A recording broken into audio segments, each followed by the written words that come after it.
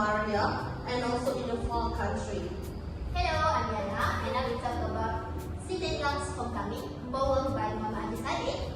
Hi, I am NAJIHA, and I will talk about the poem read at NUREN Forest and AZMI. Hello, my name is IKHMAL, and I will talk about the film Bola Bola, and we will discover more people about this. So in this episode, we're going to discover where these filmmakers and writers talk about how they express who we are as a nation, which is in the themes of unity, nation, and struggle. So in here, we're going to discover about Four poems, two short stories, and one poem. Yeah. So let's move on for next segment.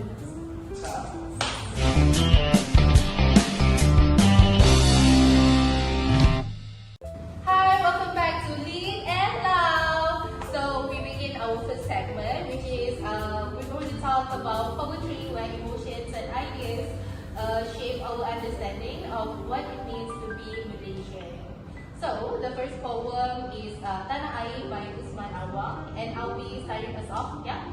So yeah, Tanah Air is a patriotic poem that beautifully expresses love and loyalty towards one's homeland. Okay, so I think Usman Awang reminds us that our identity is shaped by our shared history, by our unity, by our independence, and by our roots. Okay, and also I think he urges Malaysians to take pride in our origins, to remember that Tanah Air isn't just physical land, it's the emotional bond that connects us to our culture, our people, and also our past. I think even today, the message feels powerful enough, which is in a globalized world, we must not forget where we come from. Yes, for me, yes, I also totally agree with you. And I think this poem is not just about patriotism and so on, but it also plays with our emotions, right? Yeah. When we read the poem, we feel a lot of feelings, emotions. And then one thing that I really like about this poem is because it shows that we as Malaysians, we unite together in a country, and it just shows our strength as a Malaysians. So I think that's a very amazing poem. Yeah, exactly. I feel the same way also, because I think it's a timeless reminder that patriotism lives in our hearts and actions, which is not just in symbolism. It's just not as a symbol for us. Not only Yeah. symbol, but it's a very valuable thing. Yes. Okay, that's all for our first segment. So we're moving on to the second segment.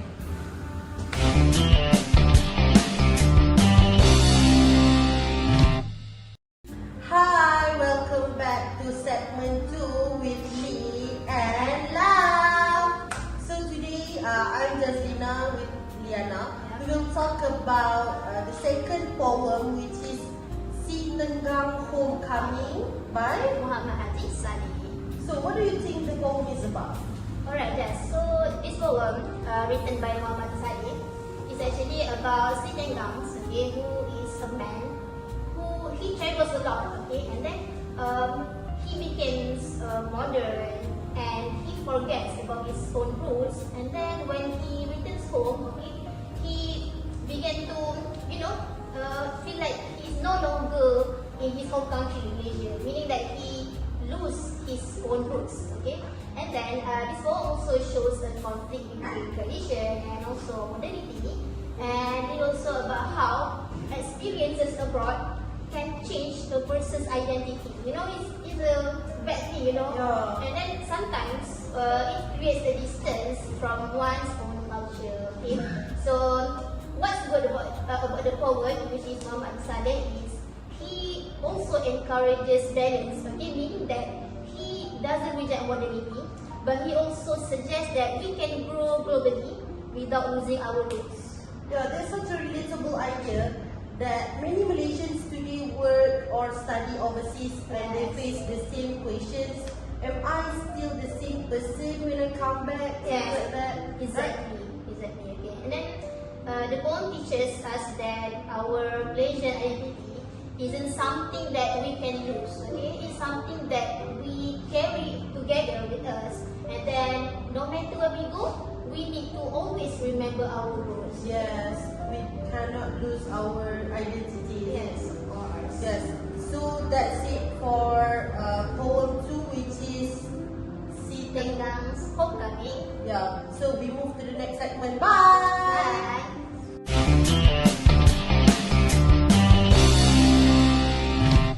Hi, welcome back to our podcast. Lead and love.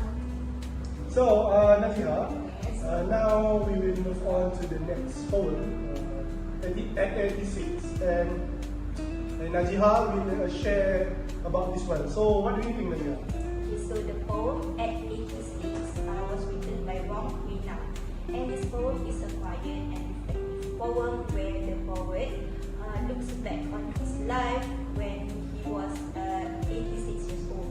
And in this poem, he speaks about aging, memory, loss, and acceptance. And there is a sense of loneliness, but at the same time, there is also peace, where he reflects on love, death, and also time passing. And even though this poem is personal, which he write it from his view, it carries a universal message of resilience, where it shows strength and also where it shows that strength also comes from acceptance. So this poem is about facing life's end with not only fear but with wisdom and calm. It's such a gentle kind Yes. of resilience, not fighting against time, but embracing it.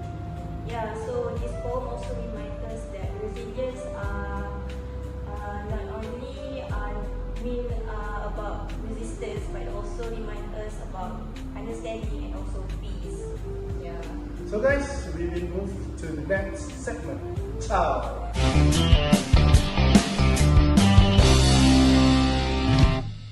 Hi, welcome back to our podcast, Lead and Love. Alright, now we are moving on to the next segment. Okay, I am LIYANA and I am with NAJIHA. Alright, so right now we are going to move on to the last poem, The Death of a Rainforest by Rajendra. Alright, so NAJIHA, tell me about this poem. Okay, so this last poem titled Death of a Rainforest was written by Rajendra. And this poem mourns the destruction of Malaysia's tropical rainforest. So it's about nature. And this poem criticizes human greed, which those who cut down trees for their own profit, and those who destroy nature, and also disturb the balance between humans and the environment. And also in this poem, the rainforest represents our national identity, which is the part of who we are as Malaysians. And when the rainforest was destroyed, when it dies, it's like we are losing a piece of our national soul. Yeah, that's very powerful. Okay, so it's not just about nature, right? But it's Yes. also about morality and also our responsibility to the nature. Yes, as Malaysian, right? So in this poem, Rajendra warns us that if we destroy our environment, we also destroy our humanity and our connection to Malaysia itself. Yeah. Alright. So thank you, Najiha. That's all for the Okay, that's all. Thank you.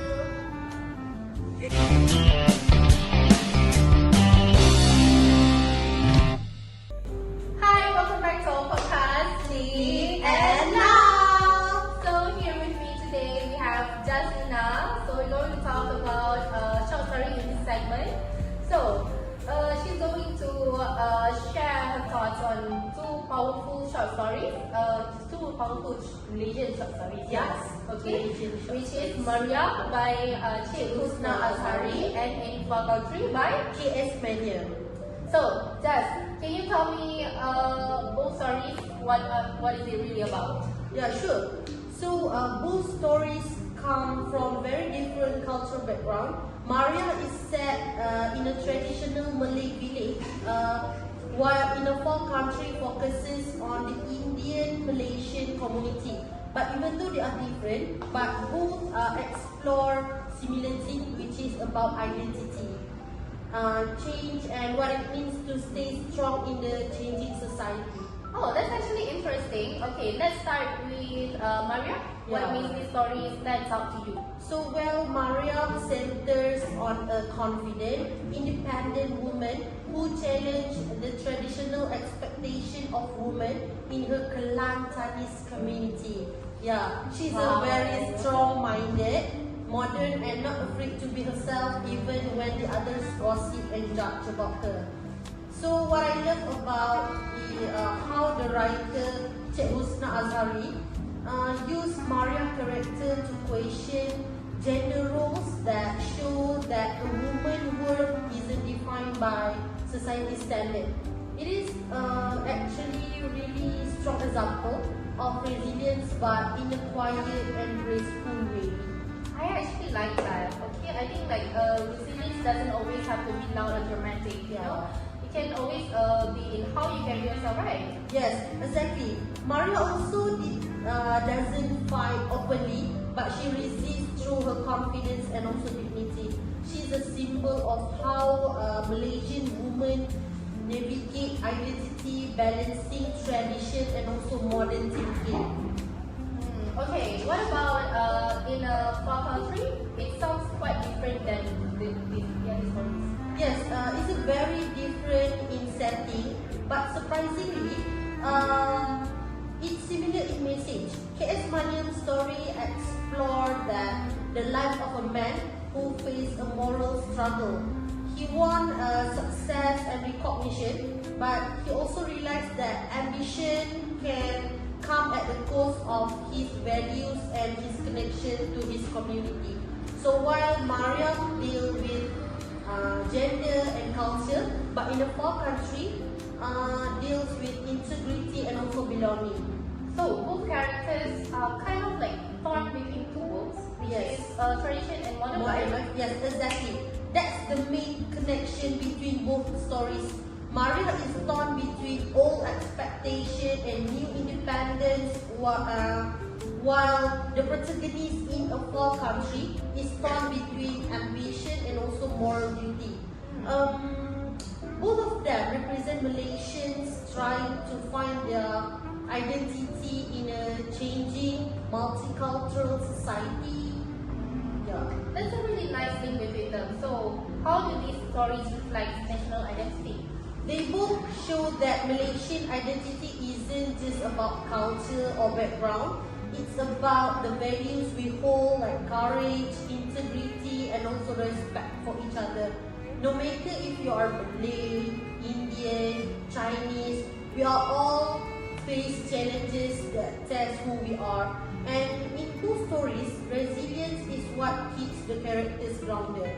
I see. That's actually powerful. Okay, so both stories, even though they are different, they carry one message that being Malaysian means staying true to our values no matter what changes around us. Yes, exactly. That's what makes Malaysian literature so beautiful. It speaks to all of us in different voices, different style, but at last with one shared heart. Okay guys, that's all for our short story segment. We move to the next segment. Bye!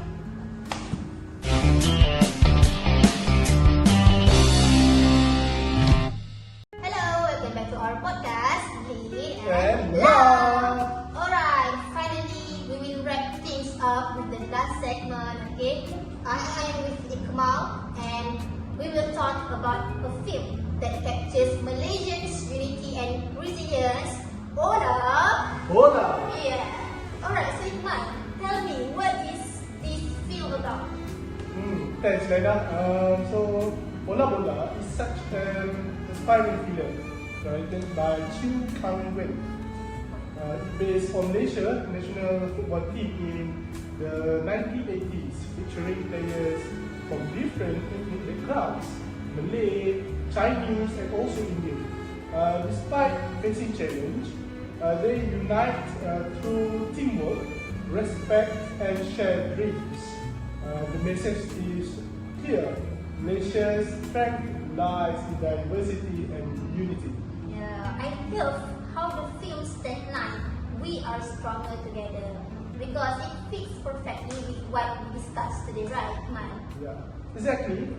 It shows that identity and resilience come from cooperation, understanding, and hope.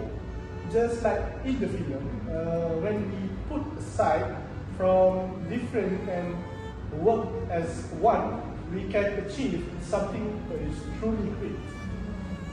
Alright. So I think that's all for the film. Thank you, Iqmal, for the insightful information about Labora. Yeah. And now that's the end for this segment. And thank you, everyone. Ciao. Alright everyone, so we move to our closing segment with us, Lee and Love. So before we end our segment for today's episode, let us share a quick thought about our thought in this sharing. So what's your opinion, Lee? I think for me it's unity through diversity, which is I think we have to respect each other's differences. For me, I think it's about facing challenges with wisdom and calm. And then for me, I think it's about embracing our own culture and staying rooted to our culture. And for me, I think it's about teamwork. We need to make teamwork, greater teamwork for us as a nation. Yeah, right. Beautiful reflections, everyone. So Malaysian literature through poems, short stories, and also film teach us that identity is shaped by love, memory, and also unity. And our resilience shines through our diversity and shared hope. So that's all. Thank you for listening to our podcast.